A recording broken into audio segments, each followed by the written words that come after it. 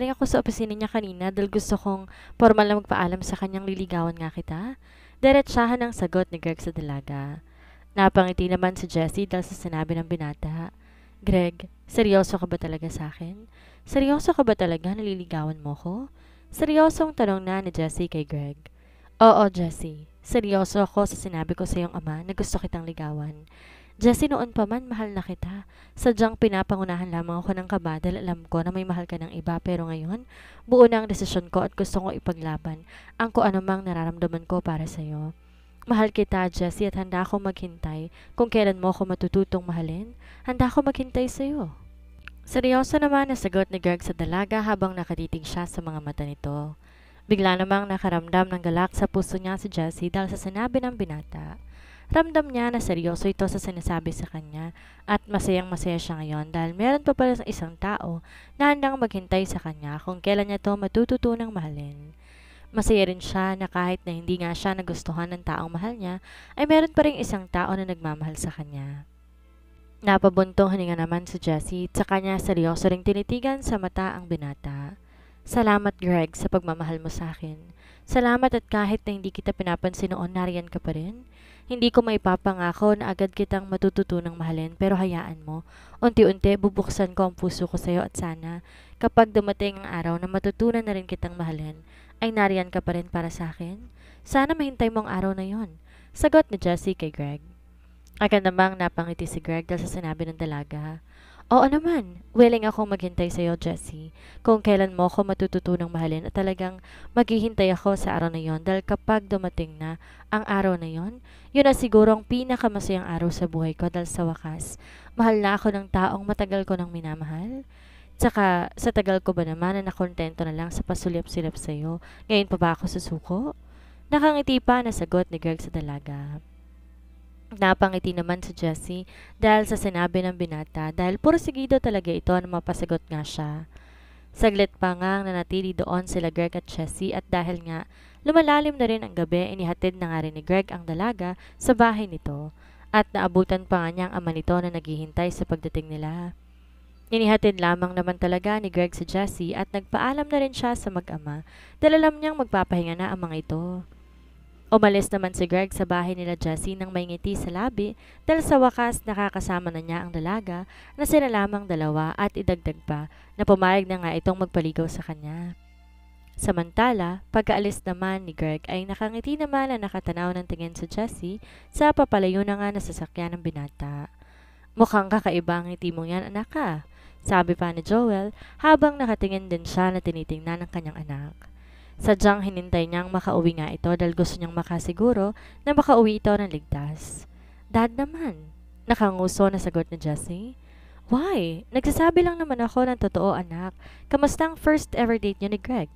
Nakangisi pang tanong ni Joel sa kanyang anak. Okay naman po, Dad. Nagkausap na nga rin po kaming dalawa at mukhang porsigido naman po siyang manligaw sa akin. Sagot ni Jessie sa kanyang ama.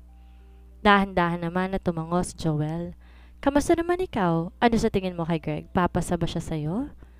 Tanong pa ni Joel kay Jessie.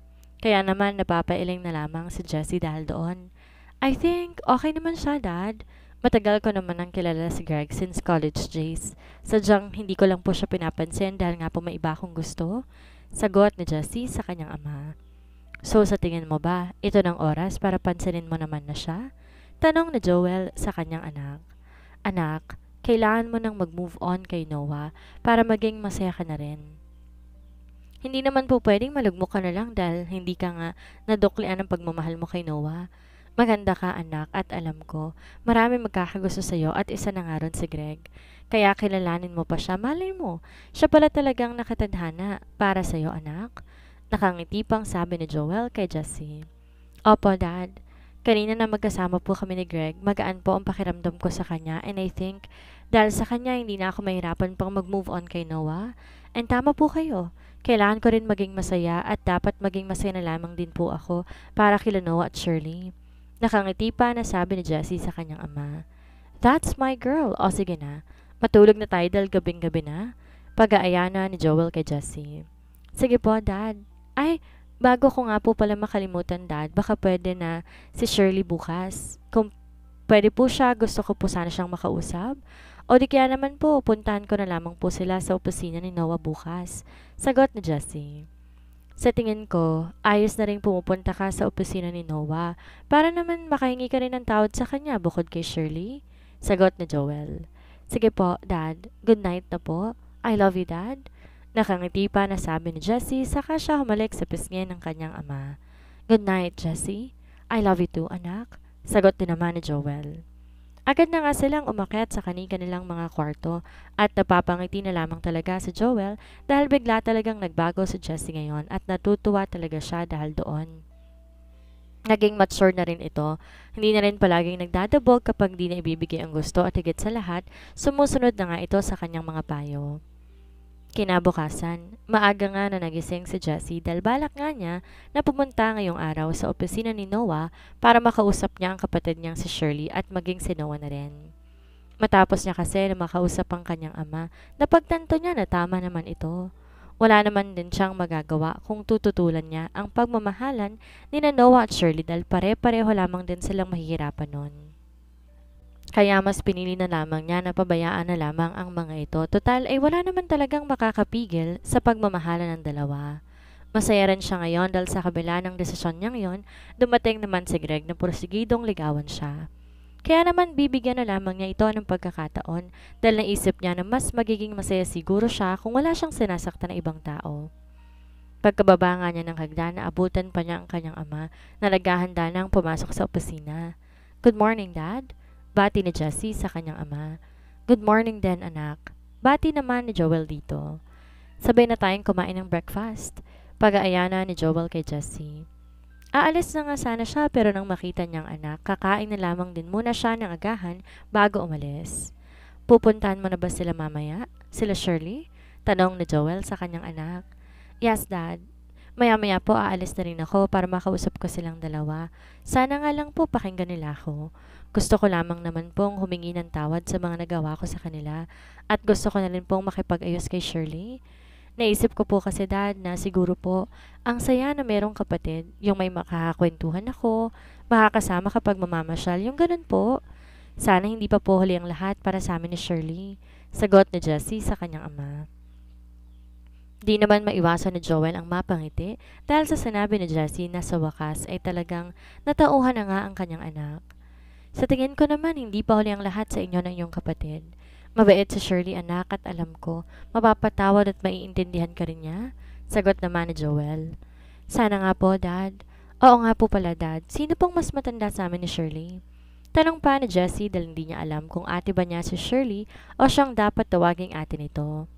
Ikaw ang mas matanda kay Shirley, anak. Dahil nang umalis ako dati dito, hindi ko alam na buntis pa lang iyong ina sa'yo. Sagot naman ni Joel.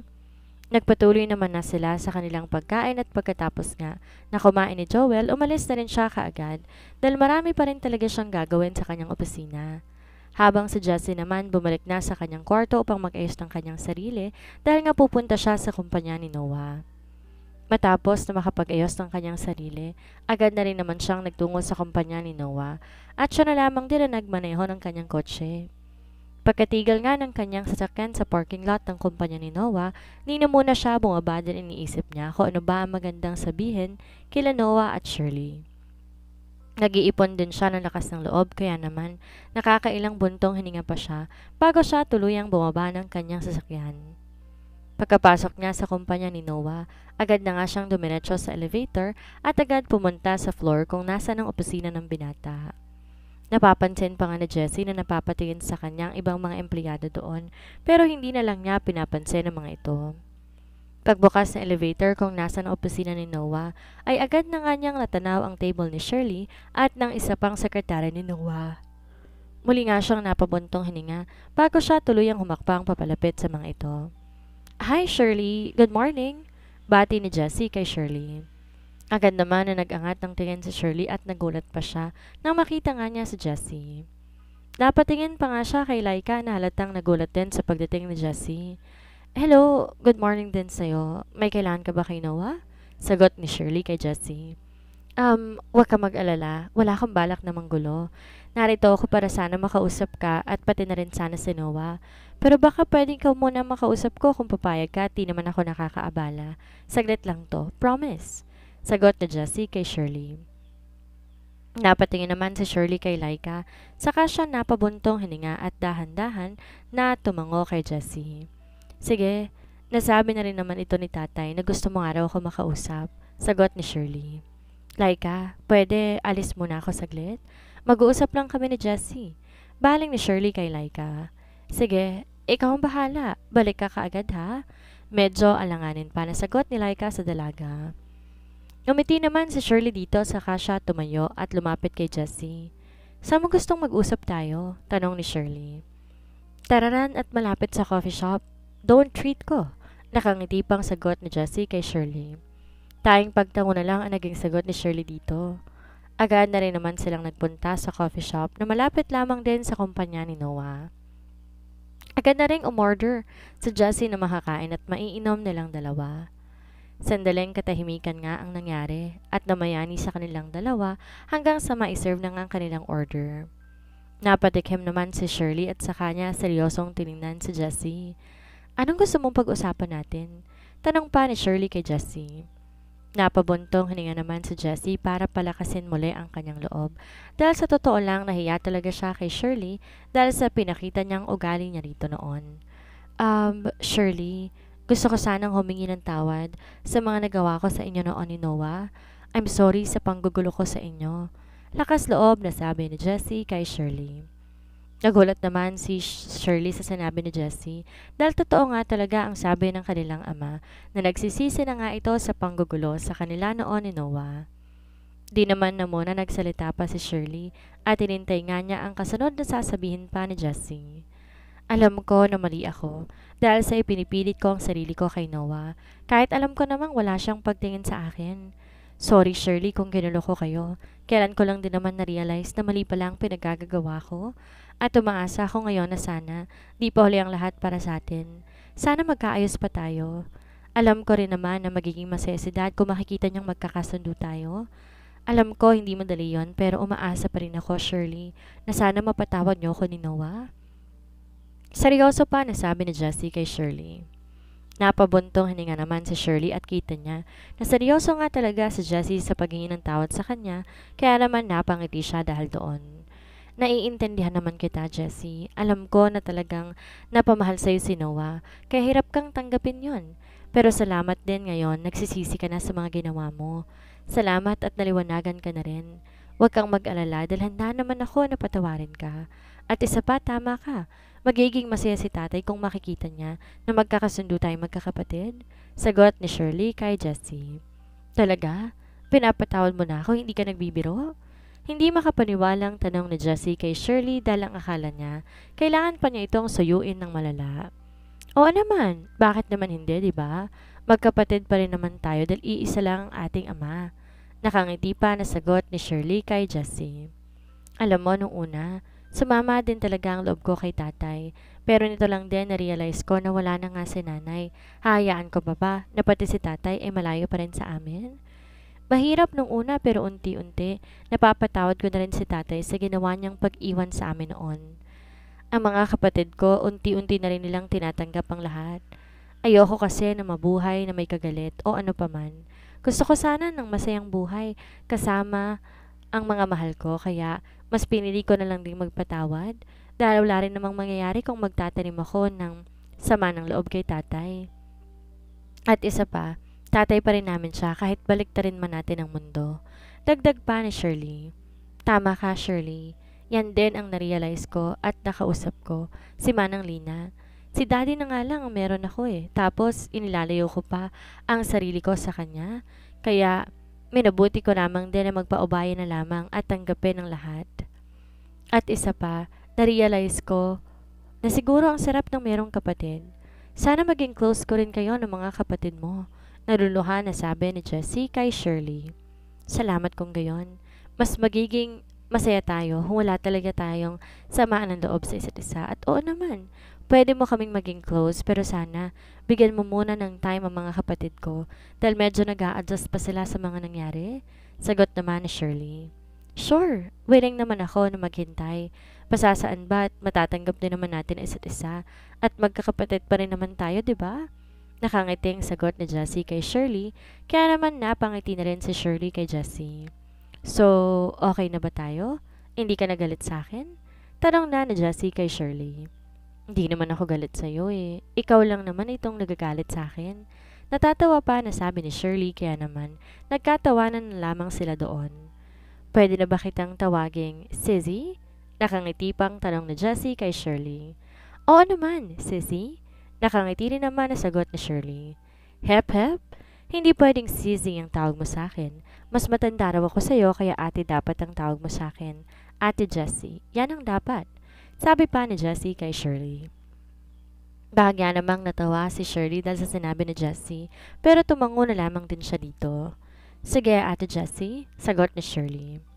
Tumayo naman agad si Jessie at agad na lumapit sa pwesto ni Shirley at sa kanya ito niyakap. Nagulat man sa ginawa ni Jessie, gumanti rin naman ng yakap si Shirley sa kanyang kapatid. Salamat Shirley, salamat. Sabi ni Jessie at di na nga niya napigilan pa na mapaluha dahil masaya siya ngayon na sa wakas nakahingi na siya ng tawad kay Shirley. At ang sarap lang sa pakiramdam niya na wala na siyang kagalit at may matatawag na siyang kapatid niya. Thank you din Ate Jessie. Sagot din naman ni Shirley habang nakayakap kay Jessie at hindi pa nga rin niya napigilan ang kanyang luha dahil kagaya ni Jessie masaya siya na magkaayos na silang dalawa ngayon. Saglit pa silang nanatili sa ganong posisyon bago tuluyang binitawan ni Jessie si Shirley sa kanya ito matamis na nginitian. Ngayon, si Noah naman ang kailangan kong kausapin para humingi ng tawad sa kanya at sana lamang talaga mapatawad niya ako. Sabi pa ni Jessie. Oo naman, mabait naman yon at alam ko naman mapapatawad ka rin niya lalo na't nagsisisi ka talaga ngayon. Nakangiti rin na sagot ni Shirley kay Jessie. Pagkarating ni na Jessie at Shirley sa may opisina ni Noah ay agad nga nilang natanaw ang binata. Nakatayo sa may pintuan ng opisina nito habang nakakunot ang noo. Kaya naman nagkatinginan pa silang dalawa at sabay na nga silang naglakad papalapit dito.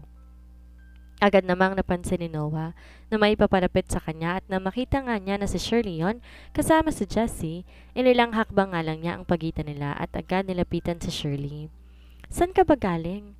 Kanina pa kita hinahanap, hindi ka malang nagpasabi sa akin bago ka umalis. Huwag mo na tong ulitin ha. Hindi mo alam kung gaano ako nag-alala sa'yo kanina pa.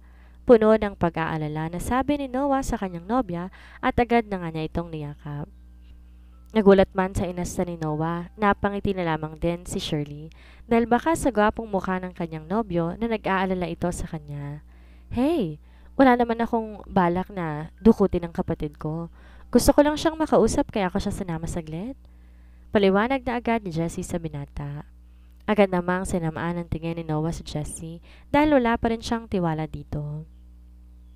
Nagbitiw naman sa pagkakayakap ni Noah si Shirley at sa kanya to hinawakan sa kamay.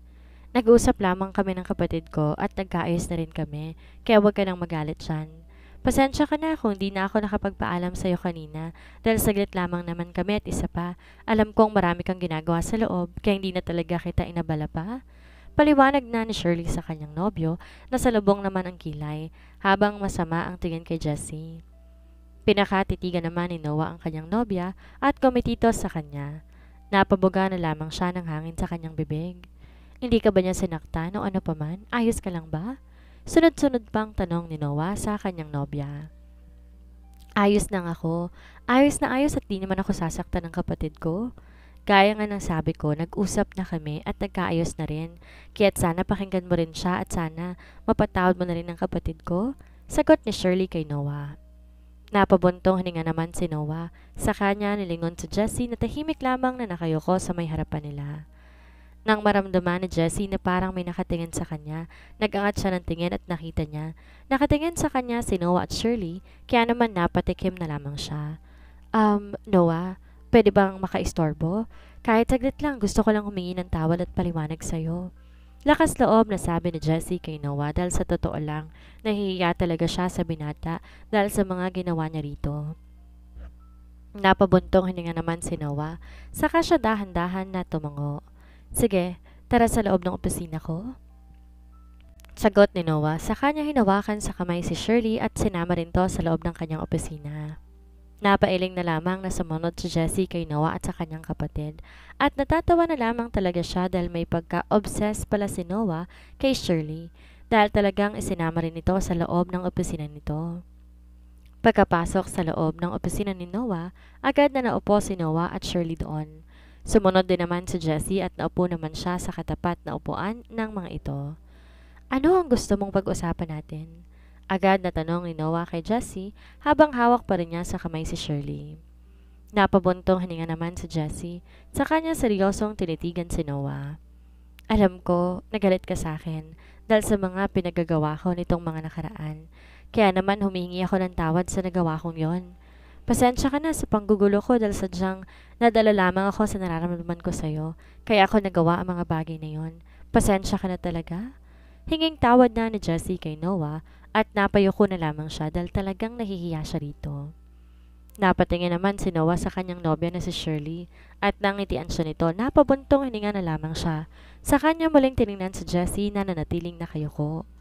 Bakit tila yata biglang nagbagong ihip ng hangin at naging mabait ka yata ngayon? Ano nangyari sa'yo? Masungit pa na tanong ni Noah kay Jessie dahil nanibago siya sa ikinikilos ito ngayon. Agad namang siniko ni Shirley ang kanyang nobyo. Sa kanya to pinandilatan ng mata dahil sa mga sinabi nito kay Jessie. Well, hindi naman kita masisisi, Noah. Kung magtataka ka sa akin at di mo agad ako pagkakatiwalaan dahil naiintindihan naman kita. Actually, kaya ako biglang nagbago dahil na-realize ko na mali na pala ako. No, hindi pala mali. Kundi maling-mali talaga ako. Nito ko lang din na-realize na sarili ko na lang pala talagang iniisip ko. At wala na akong pakialam sa mga nakapaligid sa akin. Di ko na namamalay na pati palang daddy ko ay nasasaktan ko na rin. Naisip ko lang na siya na lang ang meron ako, pero hinayaan ko pang mapalayo siya sa akin. Kaya napagtanto ko na siguro dapat ko nang itigil ang kahibangan kong to. Siguro tama ng pagiging makasarili ko dahil marami lamang ako nasasaktang tao. Mahabang paliwanag ni Jessie kay Noah.